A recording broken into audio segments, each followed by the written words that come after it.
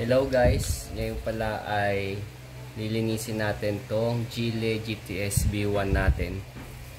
Bali dalawa siya, nabaklas natin yung isa. Ito may isa. Ayun. Tutuloy rito. Kaya naman, turo ko sa inyo paano siya baklasin para malaban natin yung mga foam kasi nag-aamoy pawis yan pagtagal. Una, tanggalin muna natin tong visor. Technique ko rito ay inaangat ko siya ng maigi. Yung susagad. Ayan. Hinihila ko muna siya bago pinutin yung pula. Yun. Tapos, pipinutin na yung red. Matanggal na siya. Tapos sa kabila, ganun din. Ayan. Tanggal na yung visor natin. Next naman na tanggalin natin ay yung cheek pads. Itong dalawa. Tapos, para tanggalin siya, ihilay lang natin nasa loob. Meron siya parang yung plastic na botones.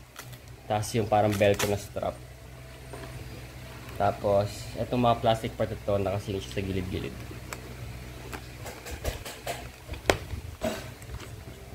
Tanggal na siya. Sa kabila, ganun lang din. Tanggalin na natin.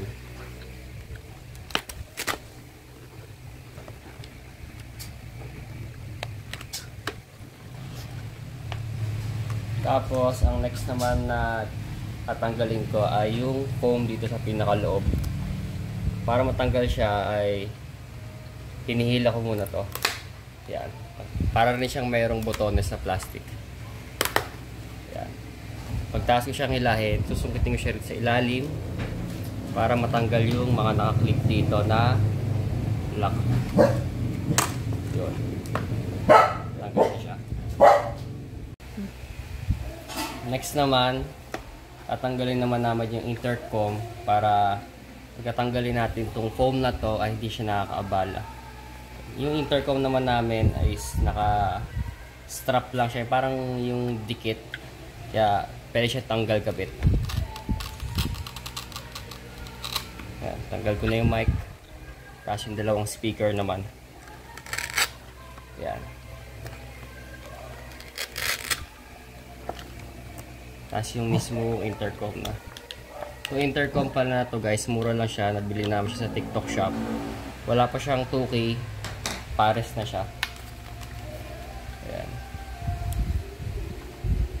Ito yung mismo intercom. Yung microphone tsaka speaker siya sa intercom.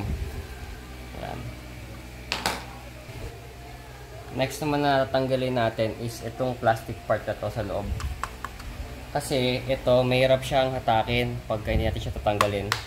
Tsaka mas maganda na tanggalin na rin natin siya kasi ang daming alikabok niyan sa loob. Kasi yung kasi dito pumapasok yung hangin pag binubuksan natin ito. Kaya maigi na tanggalin na rin natin. Para tanggalin natin siya, kailangan natin ng screwdriver na maiksi. Maiksi para kasya sa loob ng helmet. Okay. Tanggalin na natin.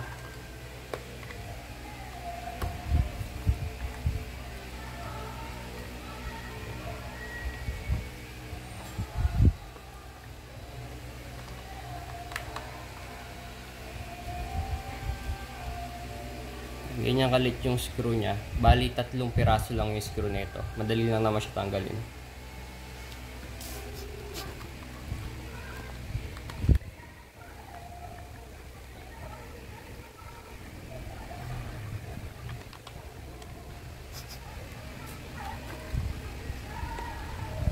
Password na yung mga parte na.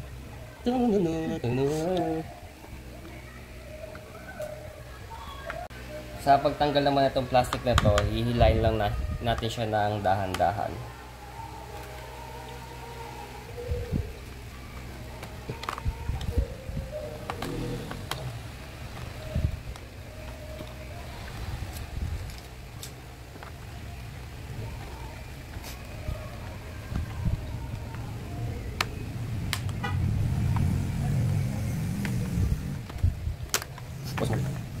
Ayan, natanggal natin yung plastic part. So, kaya pinapatanggal ko siya kasi nakakalso ritong maigi yung foam na to. Pwede naman siya tiyagain na itulak na lang kaso baka maputol yung part na yun kasi manipis lang siya. Ayun. Tapos sinasabi ko sa inyong maalikabok. Ayan.